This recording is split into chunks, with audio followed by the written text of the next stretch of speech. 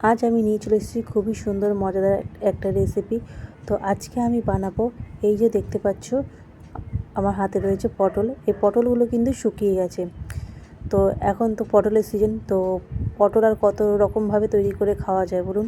তো অনেক সময় কি হয়, ফ্রিজে থেকে যায়, তো থেকে গিয়ে অনেক সময় এগুলো শুকিয়ে যায়। তো শুকিয়ে গেলে তখন আমরা কী করি, সেটা আমরা ফেলে দিই। তো না ফেলে দিয়ে তো এই রকমভাবে যদি তৈরি করা যায়, তাহলে কিন্তু জিনিসটা কিন্তু আর ফেলা যাবে না, আর খুবই সুন্দর মজাদার কিন্তু একটা রেসিপি তৈরি হবে। এই রেসিপিটা কিন্তু ছোট বড় সবার কিন্তু খুব পছন্দ হবে। আর বাড়িতে যদি কোনো গেস্ট আসে, তাদেরকে যদি এইভাবে করে দেওয়া যায়, তারা তো বিশ্বাসই করতে পারবে না যে এই রেসিপিটা কিন্তু পটল দিয়ে তৈরি হচ্ছে। আর তাদেরকে কিন্তু পটলই খাওয়ানো হচ্ছে চায়ের সাথে বা কফির সাথে। তো কিন্তু আমি এখানে পটলটাকে ভালো করে আগে ধুয়ে নিয়েছিলাম, তারপর সেটাকে কিন্তু আমি মাঝখান দিয়ে কেটে দানাগুলো কিন্তু খুব ভালো করে বের করে নিয়েছি। তারপর আমি এরকম ছোটো ছোটো পিস করে নেব। দানা কিন্তু এখান থেকে বের করে নিতে হবে, দানা থাকলে কিন্তু তাহলে তেলের মধ্যে দিলে সেগুলো ছিটকে আসবে, যার জন্য কিন্তু দানাগুলো ফেলে দেওয়া হয়েছে। পুরোপুরি ভেতরটা কিন্তু ভালো করে পরিষ্কার করে নেওয়া হয়েছে। তারপর এরকম ছোটো ছোটো পিস করে নিচ্ছি। এরকম ছোটো করে পিস করে নেওয়ার পর এই দেখো কীরকম সাইজটা আমি করেছি। এরকম সাইজটা করে নেওয়ার পর এটাকে কিন্তু ভালো করে ধুয়ে নিতে হবে। তারপর আমি কিন্তু এগুলোকে ভালো করে ধুয়ে নেওয়ার পরে এর মধ্যে দিয়েছি আমি কাঁচা লঙ্কা একটু দিয়েছি এই কারণেই, যাতে একটুনি এর সাথে যদি একটা করে যদি কাঁচা লঙ্কা যদি দেওয়া হয়, একটু দেখে একটু যদি মানে এটা যদি করা হয়, পকোড়াগুলি তৈরি করা যায়, তাহলে কিন্তু খেতে বেশ ভালো লাগে। গুঁড়ো লঙ্কা তো আমরা দেবই, তবে তার মধ্যে কিন্তু একটু কাঁচা লঙ্কা যদি মুখে পড়ে, তাহলে খেতে কিন্তু সেই পকোড়ার টেস্টটাই কিন্তু অন্যরকম মানে হয়ে যায়, ভালো লাগে বেশি। তো এখানে নিয়ে নিয়েছি আমি বেসন, আর 1 চামচ বেসন নিয়েছি, আর 1 চামচ নিয়েছি আমি এখানে ময়দা। নুন দিয়েছি কিন্তু এখানে আমি বিট নুন যেটা আছে সেটা দিয়েছি, সাদা নুন দিইনি। লঙ্কার গুঁড়ো, জিরে গুঁড়ো, হলুদ গুঁড়ো দিয়েছি, দিয়ে ভালো করে কিন্তু আমি মিশিয়ে নেব। ভালো করে কিন্তু এগুলোকে আমি প্রথমে আগে মিশিয়ে নেব।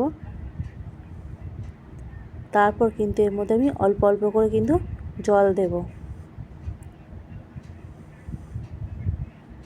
তার আগে বন্ধুরা, তোমাদের কাছে কিন্তু আমার একটাই অনুরোধ, যে বন্ধুরা তোমরা প্লিজ আমার পুরো ভিডিওটা দেখো, দেখে তোমরা লাইক শেয়ার কমেন্ট করো। নতুন যারা বন্ধু আছে তাদের কাছে অনুরোধ, যে বন্ধুরা তোমরা প্লিজ ছোট্ট একটা লাইক আর সাবস্ক্রাইব করে আমার পাশে থেকো। আর অবশ্যই কিন্তু কমেন্ট করতে তোমরা ভুলবে না। তোমরা যদি আমার পাশে থাকো, তাহলে কিন্তু জীবনে চলার পথে একটু উৎসাহ পাই, আর নতুন নতুন ভিডিও বানাবার প্রেরণা জাগে। আর আমরা এখানে যেই উদ্দেশ্য নিয়ে নেমেছি, সেই উদ্দেশ্যে তাহলে কিন্তু আমরা সফল হতে পারি। তাই বলছি বন্ধুরা, কেউ কারো হাত না ছেড়ে চলো আমরা একে অপরের হাত ধরে পথ চলি, তাহলে কিন্তু আমরা আমাদের উদ্দেশ্যে ঠিক সফল হব। বন্ধুরা, তোমাদের কাছে আমার একটাই অনুরোধ, যে তোমরা প্লিজ প্রথমে কিন্তু অনেকে বন্ধুরা আছে প্রথমে সাবস্ক্রাইব করে নেওয়ার পর তারপর কিন্তু তারা সেটাকে কিন্তু সরে যায়, আনসাবস্ক্রাইব করে দেয়। কিন্তু হ্যাঁ, পরে আবার কিছুদিন পর তারাই কিন্তু আবার এসে আবার কি বলছে, যে না please subscribe my channel, joint my channel, এইভাবে তারা করে রিকোয়েস্ট করে। তো তোমরা হয়তো ভুলে যাও, কেন তোমাদের হয়তো অনেকের হয়তো এরকম হয়তো স্বভাব আছে, কিছু কিছু মানুষের হয়তো এরকম স্বভাব আছে, যে প্রথমে সাবস্ক্রাইব করে তারপরে তারা সরে যায়। তো এইরকম জিনিসটা করো না। তোমরা হয়তো সরে যাও, কিন্তু আমি সরি না। তার জন্যই কিন্তু আমি বুঝতে পারি যে হ্যাঁ, কে সরে যাচ্ছে আর কে আমার পাশে বন্ধু হয়ে থেকে যাচ্ছে।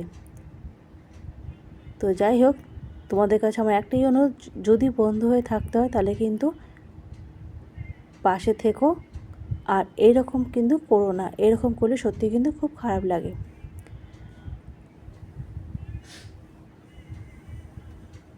তারপর এখানে দেখো আমি অল্প অল্প কিন্তু জল দিয়ে কিন্তু ভালো করে মিশিয়ে নিয়েছি, বেশি কিন্তু না, একটু গাঢ় গাঢ় কিন্তু আমি এখানে করেছি।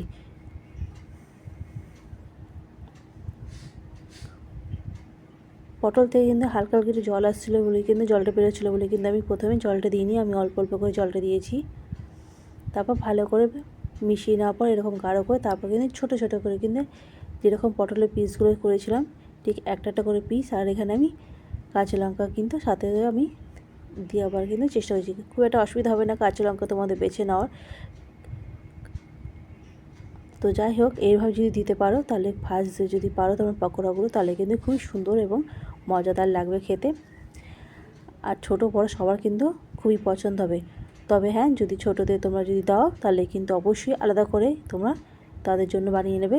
লঙ্কা কিন্তু এখানে দিও না, তাহলে কাঁচা লঙ্কাটা সামান্য পরিমাণে গুঁড়ো লঙ্কা দিয়ে করে দিও, তাহলে কিন্তু তারা খেতে পারবে আর মজাও পাবে।